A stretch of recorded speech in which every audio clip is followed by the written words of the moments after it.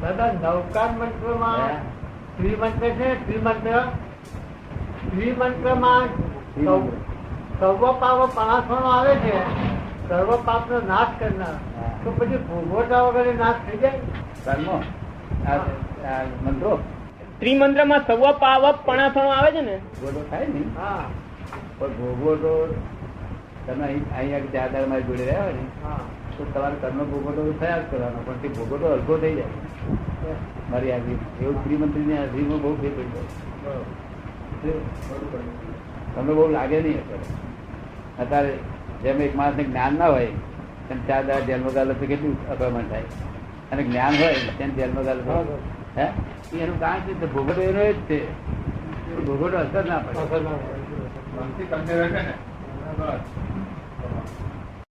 આપણું સુખ સ્વાભાવિક હોવું જોઈએ, અને સ્વાભાવિક સુખ સ્વધર્મમાં ઉત્પન્ન થાય. સ્વધર્મમાં સ્વરૂપને જાણવું પડે. કે આત્માનો અહમ રાખવો એ પણ એક સૂક્ષ્મ અહંકાર નથી. કે છે મને એવો પ્રશ્ન થાય છે કે આત્માનો અહમ રાખવો એ પણ એક સૂક્ષ્મ અહંકાર નથી? આત્માનો અહમ રાખવાનો એવું છે ને કે અહંકાર એમ કેવું, હું આત્મા છું એમ કેવું, હા એનો પુનર્જન્મ માનવો. હા એ બરોબર છે. એવું હું આપણે ફોડ પાડું. હું આત્મા છું એમ બોલવું એ શું છે તે હું આપને સમજાવું. અહંકાર કોને કહેવામાં આવે છે? અહંકાર અહમ કર્યો. શું કહ્યું? જ્યાં નથી હું ત્યાં હું માન્યો એને અહંકાર કહેવામાં આવે છે. શું છે આપ સમજો ને? જ્યાં પોતે નથી ત્યાં આરોપ કર્યો કે હું જ સૂર્યકાંત છું એ અહંકાર. પછી જ્યાં પોતે નથી ત્યાં પોતે કે હું જ વૈષ્ણવ છું એ અહંકાર. જ્યાં પોતે નથી ત્યાં પોતે કે હું આ છોકરાનો ફાધર છું એ અહંકાર. આપ સમજ ને? અહંકાર જ્યાં પોતે નથી ત્યાં જ આરોપણ કરવું એનું નામ અહંકાર, અને તે એ જગ્યાએ હું બોલવું તે નિરહંકાર કહેવાય.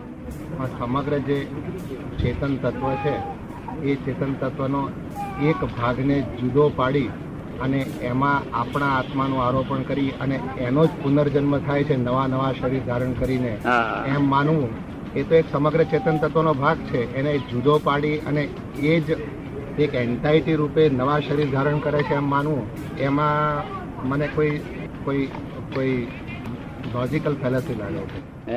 એમ એ કે છે શા માટે માનવાની જરૂર છે? એવું માનવાની શું જરૂર છે? એવું શા માટે માનવું? પુનર્જન્મની માન્યતા આત્મા તત્વની માન્યતા સાથે તો શું માનવું આપણે?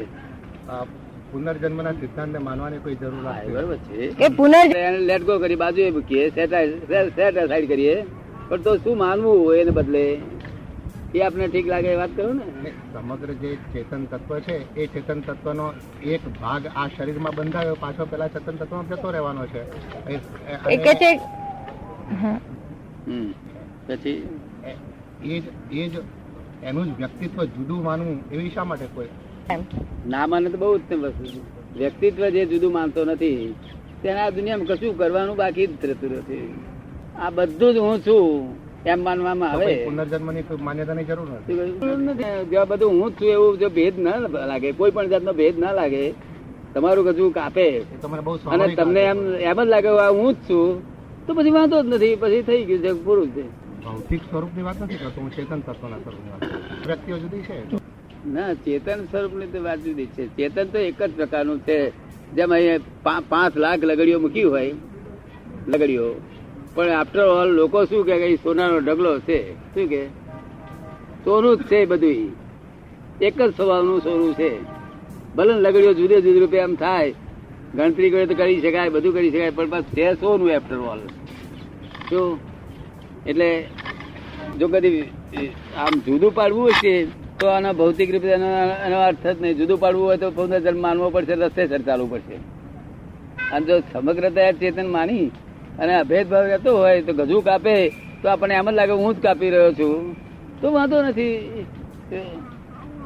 એ આત્માની આપણી માન્યતા પ્રમાણે તો એના સંસ્કાર પણ પાછા બીજા જન્મમાં જાય છે, તો આત્મા તત્વ પર સંસ્કાર કેવી રીતે પડી શકે?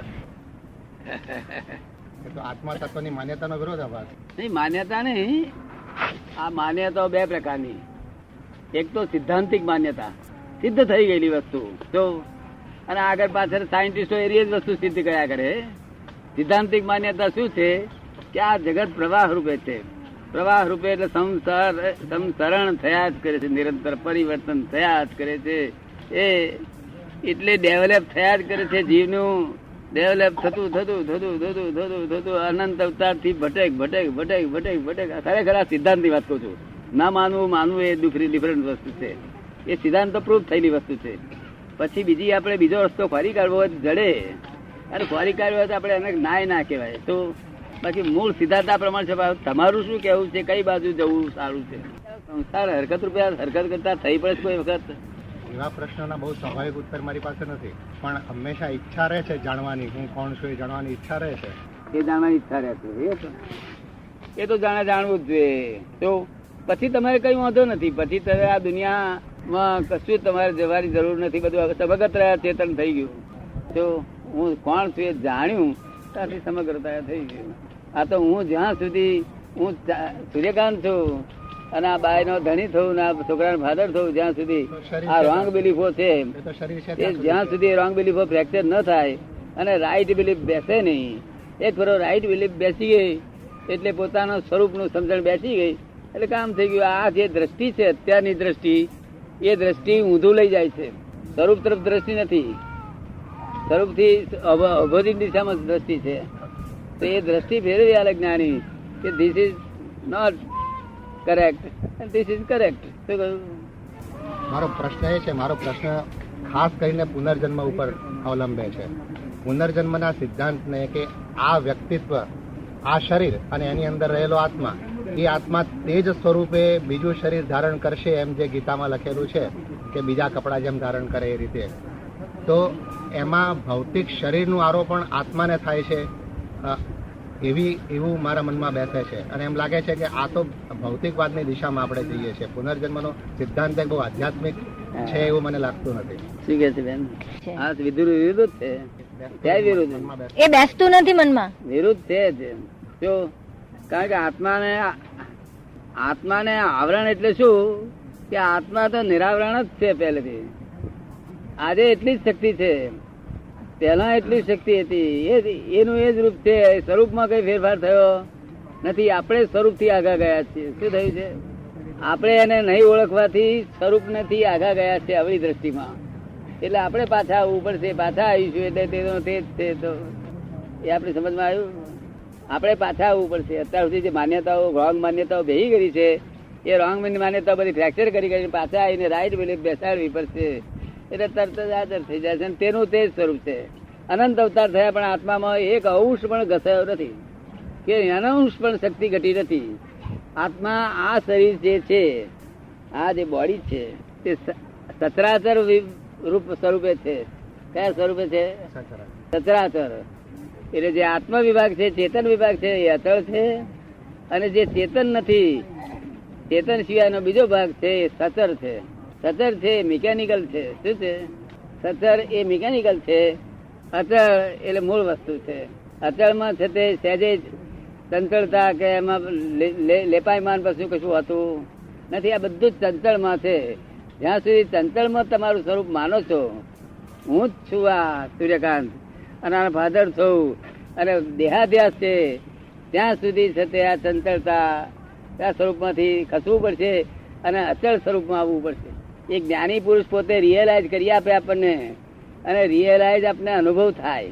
આત્માનો અનુભવ કોને કહેવામાં આવે છે કે આખું જગત સાકર ને ગરી છે એમ કે છે શાસ્ત્રો વાંચીને. શું કે છે? સાકર ગરી છે એમ કે છે. પણ કોઈ પૂછે પછી ગરી એટલે શું એમને સમજાવો તો એ વર્ણન જ્યાં સુધી અનુભવે નહીં ત્યાં સુધી વર્ણન કરી શકે નહીં. એ જ્ઞાની પુરુષ પોતે એનો એ પોતે જાણે ખરા પણ એનું વર્ણનમાં બીજી રીતે દેખાડે. કઈ એના શબ્દો નથી, એના એને સંજ્ઞા રૂપે સમજાવે. બાકી એના માટે શબ્દો નથી. આત્મા અવર્ણનીય છે, અવક્તવ્ય છે, નિશબ્દ છે. એટલે ચાર વેદે કહ્યું this is not dead, this is not dead, this is not dead. આ આત્મા નથી કે છે. કારણ કે આત્મા વેદમાં ઉતરી શકે એવો છે નહીં, શબ્દ છે નહીં. નિશબ્દ હોવાથી આત્મામાં ઉતરી શકે એમ છે નહીં. માટે ગો ટુ જ્ઞાની. જીવતા હરતા પડતા જ્ઞાની પાસે પહોંચો તો જ આત્મા જાણી શકો. બાકી આત્મા જાણવાનો કોઈ રસ્તો છે નહીં. અને આત્મા જાણ્યા પછી બધો નિવેડો આવે છે, ત્યાં સુધી કોઈનો નિવેડો આવ્યો નથી. આત્મા જાણશે ક્યારે? કે જ્યાં સુધી હું કરતા છું, આ જગતમાં હું કરતા છું, કંઈ પણ હું કરી શકું છું, એ જે અણસમજણ છે એ અજ્ઞાન જ્યાં સુધી દૂર નહીં થાય ત્યાં સુધી આત્માની વાત સ્વાદ આવે નહીં. જ્યાં સુધી હું કરું છું એવું ભાન છે ત્યાં સુધી આત્માનો સ્વાદ ચિંતિત માત્ર આવે. એ કરું છું એ ભાન ઉડી જાય અને કોણ કરે છે એ જાણી જાય તો એનો ઉકેલ આવે. The world is the puzzle it self. There are two viewpoints to solve this puzzle. One relative viewpoint, one real viewpoint. તો puzzle solve થાય તો આનો ઉકેલ આવે, નહીં તો કોઈ રસ્તે આનો ઉકેલ આવે એવું આપ સમજ ભાઈ. એટલે વાત જ સમજવાની જરૂર છે કે સાકર ગરી છે, પણ ગરી છે એ શું છે એ અમને સમજાવો કે છે. અને જ્યાં સુધી આ સતર વિભાગમાં હું પણ વર્તે છે, દેહાધ્યાસ વર્તે છે.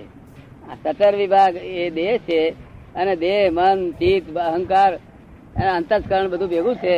ત્યાં જ આપણે હું છું એવું દેહાધ્યાસ વર્તે છે. ત્યાં સુધી વસ્તુ જડશે નહીં અને વસ્તુનો સ્વાદ પણ નહીં આવે તો, અને એ વિરુદ્ધ છે, પોતાનું સ્વરૂપ નથી. ભગવદ્ ગીતામાં એક બાજુ એમ કહે છે કે કર્મ તારો અધિકાર છે ને ફળની આશા રાખીશ નહીં, ત્યારે બીજી બાજુ ભગવાન જ અર્જુનને કહે છે કે તું જીતીશ તો તને પૃથ્વી મળશે ને હારીશ તો સ્વર્ગ મળશે. એટલે ફળની આશા બતાવીને જ એને યુદ્ધ કરવાનું કહે છે. એ કૃષ્ણ ભગવાનની વાત બહુ ઊંચી છે, લોકોને પોતપોતાની ભાષામાં સમજી શકે છે. કૃષ્ણની ભાષામાં જો સમજે તો આનો ફ્રોડ પડી જાય. દરેક ને પોતાની લેંગ્વેજ હોય કે ના હોય, પોતપોતાની ભાષામાં લઈને સંતોષ માને છે ને લોકો. આ ગીતા બધા વાંચે છે અને સંતોષની રીતે માણસ પોતાની ભાષામાં સમજી ગયો એમ માને છે. પણ કૃષ્ણને ભગવાનની ભાષામાં જો સમજે તો એનો ઉકેલ આવે, નહીં તો એનો ઉકેલ આવે નહીં. તમે સમજો ને. પણ કૃષ્ણ ભગવાન વાસુદેવ છે એટલે લોકોના મનમાં એમ કે કઈ ગૂઢ રહસ્ય હોવું જોઈએ બોલ્યા છે. હવે એ એમનું ગૂઢ એટલું બધું સુંદર રહસ્ય છે એ વાતમાં કે તું જન્મેલો છું ક્યાં? ક્ષત્રિય નતો. ક્ષત્રિયના સ્વભાવ તારામાં પડેલા જ છે. શું કે છે? ક્ષત્રિય ધર્મ તારામાં પડેલો છે. અને તું અત્યારે આવું જે આ મારું અમને તેમને જે આ મોહ રૂપી તું તને જે આવરણ ફરી ભર્યું છે તે તારું ક્ષત્રિય ધર્મ અંદર છે અને આ આવરણ તને દુઃખદાયી થઈ પડશે કે છે. શું કે છે? માટે આ તું બધી આવરણ તારું ગાંઠ પર છોડી દે અને તું લડ કે છે. તું લડવાનો જ છું. તને નથી સમજણ પડતી પણ મને તો જ્ઞાનમાં દેખાય છે કે તું લડવાનો છું. એટલે લડવાનું કહી દીધું એમને. તો એ લડવાની પાછળ એનો મોહને છોડાવડાયો છે કે આ બધો તારો મોહ છે. તું તારી મેં લડ્યા કામ કરે. તને જો લડવાનો ક્ષત્રિય ધર્મ તારો પાડે જા અને તું આ મોહ કરીશ આ મારા મામા થાય ને થાય તો પછી એ લડવાનું છે. તો લડવાનું ના હોય ને મોહ કરતો હોય વાત જુદી છે, પણ તું લડ્યા વગર તો રહેવાનો જ નથી. હવે આપણે શું સમજાવ્યું એ બાબતમાં કહો. એ પ્રશ્ન તો સમજુ છું. હા, ફળની આશા વગર આજે આપણે કાલે પેપરમાં લખાઈએ લોકસત્તા વાળાને કે ભાઈ તું દરેક માણસને પેપર પહોંચાડી દેજે અને બધાને કહી દે કે ભાઈ ફળની આશા વગર તમે કામ કરો તો ખાલી મિલો બધું બંધ થઈ જશે. શું બરાબર? સાથી બંધ થઈ જશે કે લોકો પગાર આવશે તો સર્વિસ પર નહીં જો મારે કઈ જવાની જરૂર. પેલા ક્યાંક ફળની આશા રાખશો ને તો બંધ થઈ જશે. એ જુદું કહેવા માંગે છે, એ કહેવા જુદું માંગે છે. ફળની આશા વગર કોઈ માણસ કશું કાર્ય કરે જ નહીં. આશાથી તો બધું કાર્ય કરે છે. આપ સમજો ને. ફળની આશા રાખ્યા છે, ફળની આશા તો રે જ સ્વાભાવિક રીતે. એટલે શું કહેવા માંગે છે કે તું કોઈ પણ કાર્ય કરું એમાં ફળની આશા રાખીશ નહીં. ફળની આશા એટલે શું કહેવા માંગે છે કે આમાં મને નફો મળશે, આમાં મને ખોટ જશે, અગર તું આ સ્ટીમરમાં બેઠો તો ડૂબી જશે, અગર તરશે, એવા તેવા ધંધને તું બધી નહીં. અને ધંધને બધી તો તારું કાર્ય કોઈ નહીં થાય. માટે તું ધંધો ભજ્યા સિવાય કામ કરે જા જે તને આવે તે નિર્ભય થઈને. ઠીક છે.